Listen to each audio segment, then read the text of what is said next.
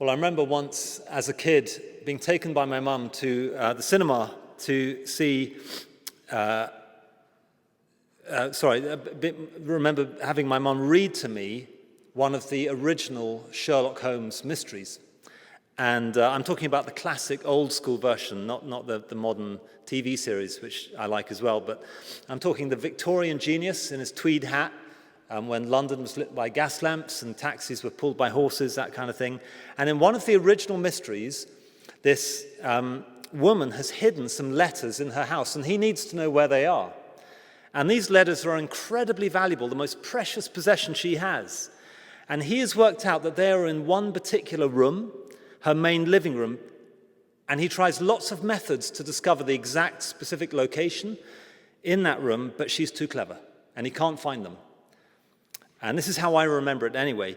In the end, he waits for an occasion when she has lots of guests in the room, and it's full of people, and then he walks past outside, and he slips a smoke bomb through the open window, and then while staring intently at the woman, starts yelling at the top of his voice, "Fire, fire, fire!" And there's panic in the room, and everyone starts shouting and running back and forth, and then he just slips away. And afterwards, his sidekick, Dr. Watson, says, "Holmes, what was that about?" And he says, "I just needed to know where she would look." And sure enough, in the chaos, before she could check her instinct, she had glanced over to where exactly the letters were hidden and given away their location. If you've lived in this fallen world for more than 5 minutes, you'll know it can sometimes feel like the smoke bombs have been slipped in and we're being bombarded with screams of fire, fire, whether it's losing friends and loved ones, or relationships breaking down, or health problems, or financial strain, or anxiety over the kids, or anxiety over the future, or maybe just anxiety over what's happening in the world news. And like the woman in the story, times of crisis have a funny way of revealing what is most precious to us. So when life seems to be going wrong, the question is this: where are we going to look? Where are we going to look? What is most precious to us? What will we choose to value most? Well, this evening, God's word is going to turn our gaze onto what really is the most precious, valuable thing we have, the person of the Lord Jesus Christ. If you have everything but lose him, you have nothing.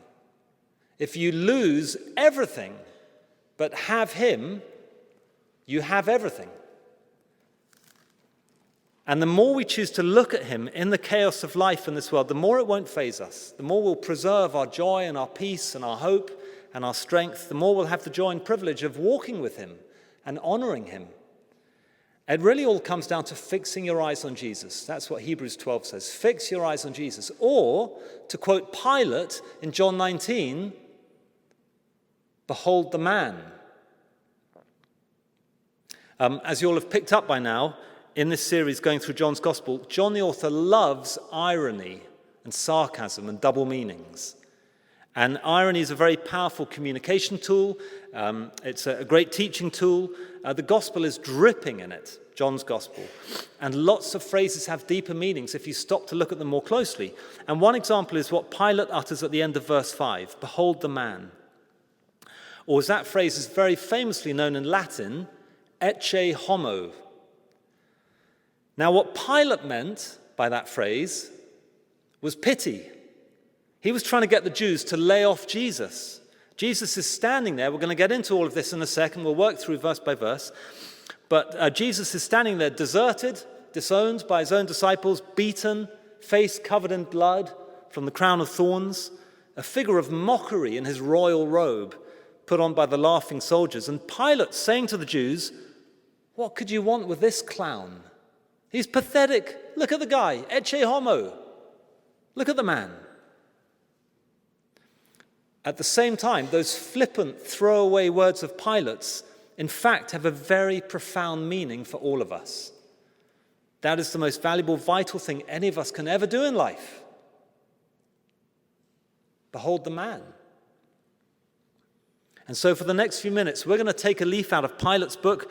We're going to ecce the homo ourselves. we're going to gaze upon the person of Christ in these verses and see what we learn. Three main things. Here's the first, if you're filling in the blanks on the handout. That Jesus Christ is the true King. That's the first big thing John is showing us by the way he tells this account, that Jesus Christ is the true King. Again and again and again, the theme of Jesus' kingship shines out of this passage, and John's irony is in all of it.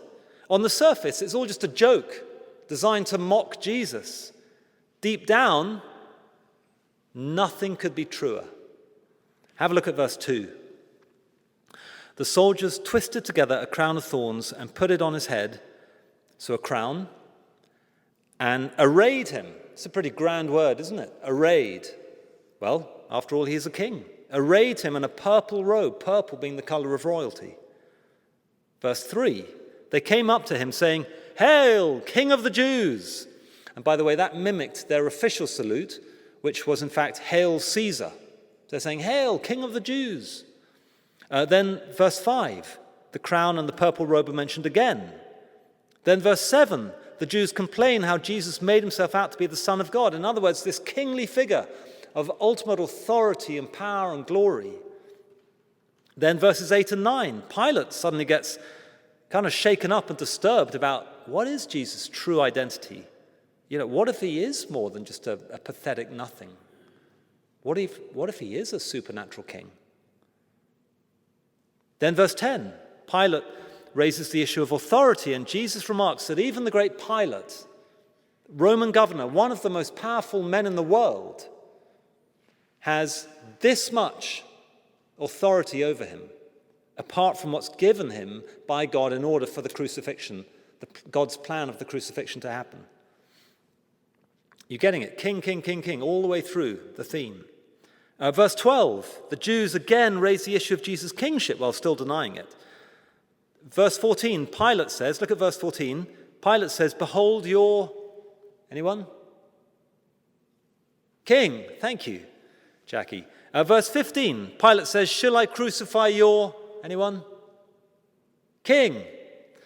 Then verse 15, the chief priests are so ruthless in their efforts to get Jesus executed, they even openly deny their own belief in any Messiah when they say, "We have no king but Caesar." So all the way through, king, king, king, king, king, king, king. It's what this passage is screaming at us, the theme of kingship.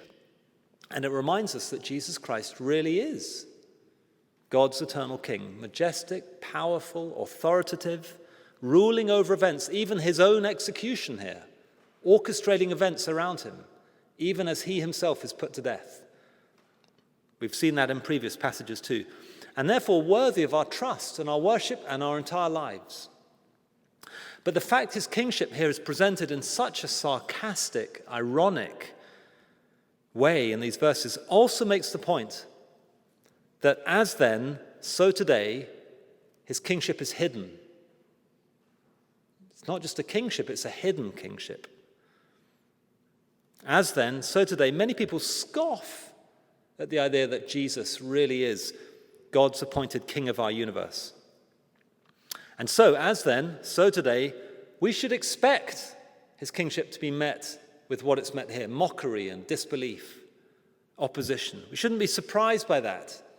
Even in the Bible Belt, shouldn't be put off by that. But this passage reminds us that despite appearances, he is our living, powerful, magnificent king. When I was a kid, I remember my mum once taking me to the cinema. This is the story I was about to begin the sermon with, and to see the movie Shine, all-time classic of the 90s about this pianist. And it's a true story about this Australian pianist who was an utter genius, musical genius, but who partly because of that suffered a big mental breakdown and was confined to a mental institution for years. And the movie opens with him years later, after he's been released from the mental institution, walking down the street somewhere in Australia in the pouring rain and looking through the window of a restaurant and noticing a piano. And he's drawn to it And he can't help it. And he walks in and he sits down at the piano, and the restaurant goes quiet. And everyone's looking at him. And he plinks and plonks a couple of notes. And then people start quietly laughing at him, viewing him as pathetic. He looks kind of weird as well. He's in a dirty old shapeless overcoat. There's a cigarette hanging out of his mouth. He's totally bedraggled from the rain. He looks like a nothing. And just when people are mocking him and dismissing him, returning to their meals, he suddenly breaks into this stunning, virtuosic performance of this impossible piece for piano called Flight of the Bumblebee, arranged for piano. And his hands are just a blur. And this magnificent sound pours out of the piano, fills the restaurant, and everyone is transfixed. And forks stop midway, halfway to people's mouths. People listen, open-mouthed, they're stunned. His real identity, his true magnificence, are suddenly evident. He's the real deal. Jesus looked like a bedraggled nothing. Everyone dismissed him. He is the real deal. So, is he sovereign over whatever unsettling things are happening in world news right now? Whatever the latest is between Israel and Iran, for example. Is he sovereign over the evil and the opposition against the one true God in our world and the persecution against his people? Is he sovereign over all the minuscule details in your lives, some of which we thought about at the very start? It might not seem like it on the surface. It doesn't seem like he's much of a king on the surface here. Yes, he is sovereign. He is the true king. So we can hand all of those things over to him, as Ryan and Hillary just led us to do in the prayers, and trust him with them and wait and watch to see what he does with them, how he uses them for good, maybe in us. Often in us, God will use tough circumstances that don't seem to be under his control. When everything seems to be going wrong, he uses that in us to refine us. Maybe in those around us, unbeknownst to us.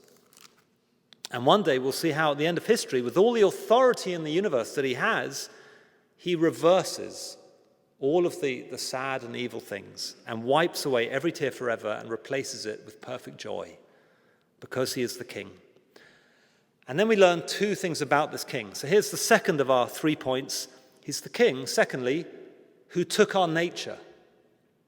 He took our nature. In other words, he became human. While being fully divine, he added to himself a human nature. He became flesh, as John told us back in chapter 1 at the very beginning. He was the God-man, as the theologian Anselm put it in the 11th century. And in these verses, John lays his humanity utterly, brutally bare in the form of his suffering. So, the flogging in verse 1, the thorns in verse 2. And by the way, these aren't the annoying little prickles that you get in your backyard. Middle Eastern thorns like this is likely the spikes from the date palm. They can grow up to 12 inches in length. They would have sliced open his scalp and made the blood run in rivulets down his face. So we've got the flogging, the thorns, the slaps and punches, verse 3. That's just the physical suffering.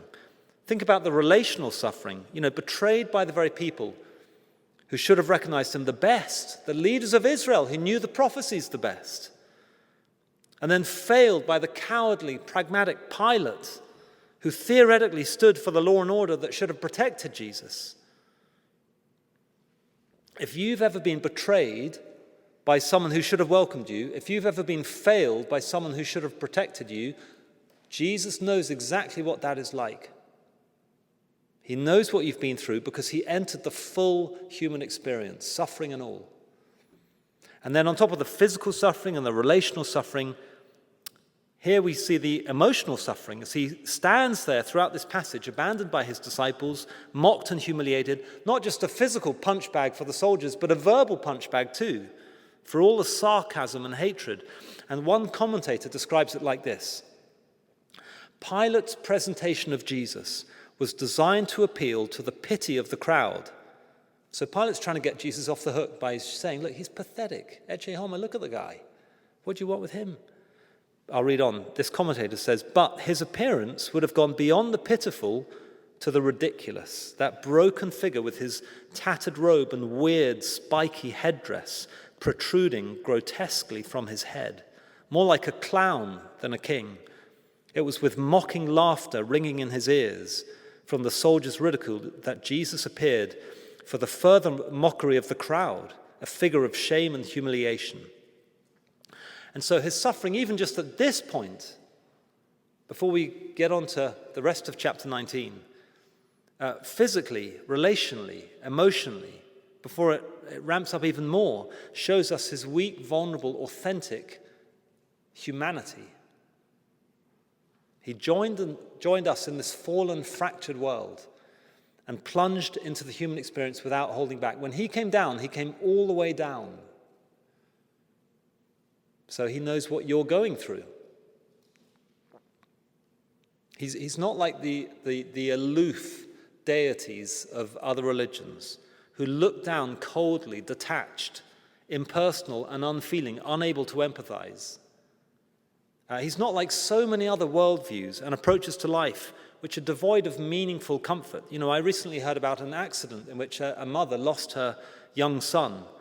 And in the aftermath, the mother was kneeling by the son's body and weeping uncontrollably and repeating over and over again that she could have borne anything except this because her son was her life.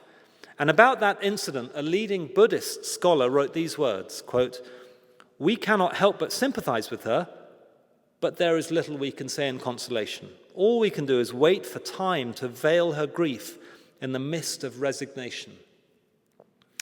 That's the best most secular people have as well, isn't it, if we're honest? You know, a shrug of the shoulders, maybe time will heal, cry a bit. What else is there to say? We don't have to settle for that.